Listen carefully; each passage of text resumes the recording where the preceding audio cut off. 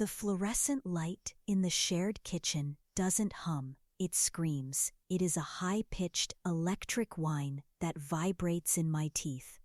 I stand over a pot of instant noodles. I am 32 years old. I am a registered nurse at one of the busiest hospitals in Melbourne. And I am currently calculating if I can afford a second egg. The steam hits my face. It feels like a cheap facial. I check my phone. It is 10 p.m. here. In Bangkok, it is 6 p.m., the golden hour, the time when my mother sits on the porch and the heat finally starts to break. My thumb hovers over the banking app. I know the numbers by heart. I have $400 left in my account.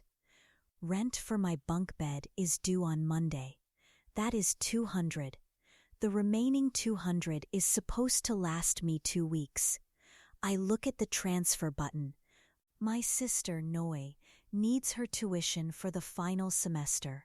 My brother, Chai, needs new books for his engineering course. My mother needs her blood pressure medication. I press the button. $300 disappears. It travels under the ocean, through fiber optic cables, and lands in a Thai bank account in seconds. I have $100 left. I put the egg back in the carton. I will eat it tomorrow. I take my bowl of noodles and walk to my room. It isn't a room. It is a partitioned corner of a 3-bedroom apartment. There are 6 of us living here. All nurses, all Thai, all ghosts. I climb into the bottom bunk. The plywood creaks. The curtains I hung up for privacy are thin, but they are all I have. I set my laptop on my knees. I fix my hair. I put on a smile that I have practiced for 6 years. I dial. My mother's face fills the screen. She is glowing. Behind her, I can see the new tile floor I paid for last Christmas. I can see the high-end rice cooker I sent for her birthday. She tells me I look tired. I tell her it is just the hospital lighting. I tell her I am working so much because they offered me a promotion. I lie and say I went out for a steak dinner with friends tonight. She laughs. She tells me how proud she is. She tells me that Noi is the top of her class. She says the neighbors all talk about the daughter in Australia, the success story, the girl who made it. I look at the stain on my pillowcase. I look at the pile of laundry I have to wash in the bathtub because the building's machine is broken again. I am the Neon Matriarchy. I am the foundation of a house I will never live in. I am the provider for a family that doesn't know I live in a box. The call ends. The silence in the bunk is heavy. It smells like damp carpet and old spices. I lie back and stare at the slats of the bed above me. My shift starts at 6 a.m. I will stand on my feet for 12 hours. I will clean wounds. I will monitor vitals. I will hold the hands of dying strangers. I will do it all so I can send 70% of my soul across the sea. I used to have dreams about Australia. I thought I would go to the beach every weekend. I thought I would have a small apartment with a balcony and a plant. I thought I would meet someone. Instead, I have a bunk bed. I have a bus pass. I have a cupboard with 6 packs of noodles and a jar of chili flakes. I am not a person. I am a transaction. The girl in the bunk above me, Sunny, comes home. I hear her boots hit the floor. She is crying. I don't ask why. I know why. Her father probably called asking for a new motorbike. Or her aunt needs surgery. We don't talk about it. To talk about it is to make it real. If we keep the secret, we keep the pride.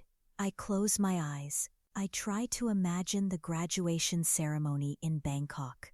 I see Noi in her gown. I see her holding that degree.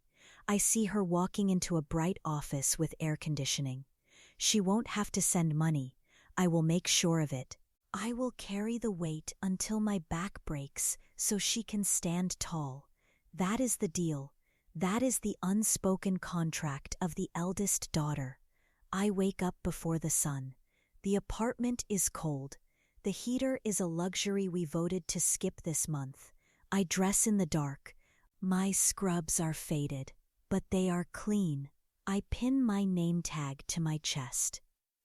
Registered nurse. It sounds like a title of power. In the hospital, people listen to me. Doctors ask for my opinion. Patients rely on my care. I am a professional. I am an essential worker in a first world nation. Then I walk to the bus stop in the rain. I count the coins in my pocket. I realize I forgot to pack my noodles for lunch. That means I will have to buy something. $6 for a sandwich. $6 that could have bought 3 days of medication for my mother. The guilt is a physical weight. It sits in my stomach like a stone. The hospital is a blur of white corridors and beeping machines. I am assigned to the surgical ward today. It is heavy work, lifting patients, turning them. My lower back starts to ache by 10 a.m. I see a woman in bed 4. She is around my age. She is Australian. Her husband is sitting by her side. He is reading her a book. They are laughing about a vacation they took to Bali. I wonder what it feels like to spend money on a memory, to buy a plane ticket just to sit on a beach, to look at a paycheck and think about what you want, rather than what they need. I check her IV drip. I smile at them. They see a kind, efficient nurse. They don't see the bunk bed. They don't see the 70%. At lunch, I sit in the break room. I drink water to stop the hunger pangs. My phone buzzes. It is a text from Chai. He sent a photo of a laptop. The old one died. I can't finish my project. Is there any way? I look at the price tag in the link he sent. $1,200. I feel a cold shiver. $1,200 is my entire emergency fund. It is the money I have been saving for 3 years in case I get sick, in case I get fired, in case I need to fly home for a funeral. I type, "Don't worry, I'll take care of it." I delete it. I type, "I can't right now, Chai, things are tight." I delete that too. If I say no, the house of cards falls. If he fails his project, he loses his scholarship. If he loses his scholarship, the last 4 years were for nothing. My 4 years in a bunk bed were for nothing. I send the money. I take it from the emergency savings. Now I have nothing. I am one accident away from being on the street. The shift ends at 7 p.m. I stayed late to help with an emergency admission. Extra overtime. That will help. Maybe I can put $50 back into the savings next month. The bus ride home is long. I watch the lights of Melbourne flicker past. This city is beautiful. It is wealthy. It is full of people who are building lives. I am not building a life. I am maintaining a monument. When I get back to the apartment, there is a notice on the door. The rent is going up. Inflation. The 2026 rental crisis is hitting everyone, even the ghosts in the partitions. An extra $50 a week. I sit on the floor of the kitchen. The light is still screaming. I do the math.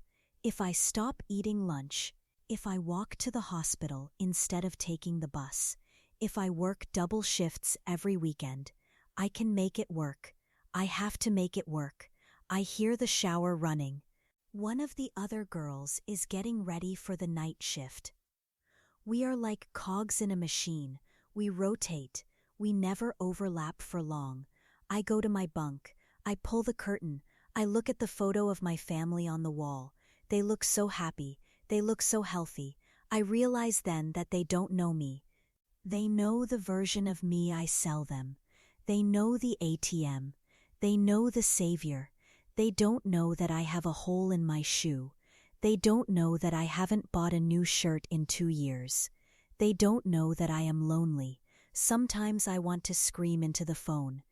I want to tell them that it's too hard. I want to tell them to sell the house and the rice cooker and the tiles. I want to tell them to let me come home. But I can't, because if I go home, I am just another girl with no future. Here, I am a god.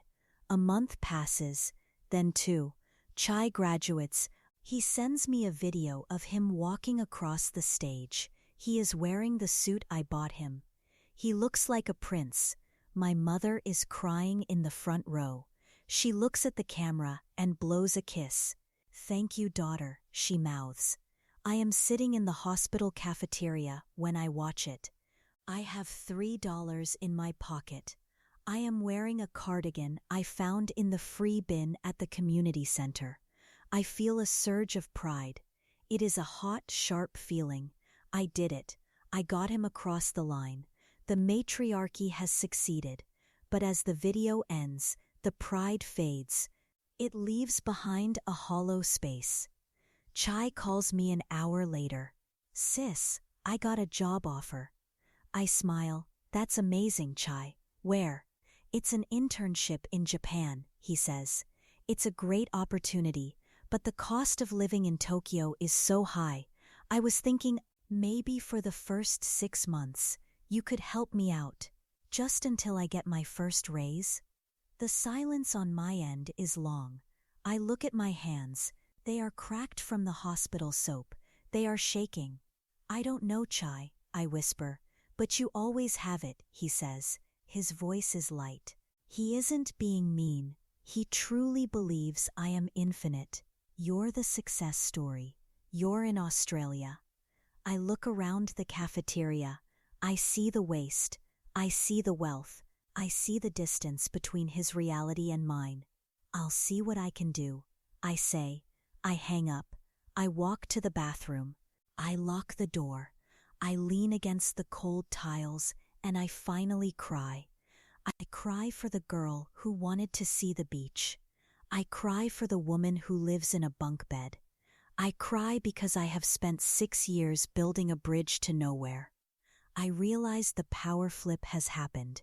I thought I was the one in control, because I held the money.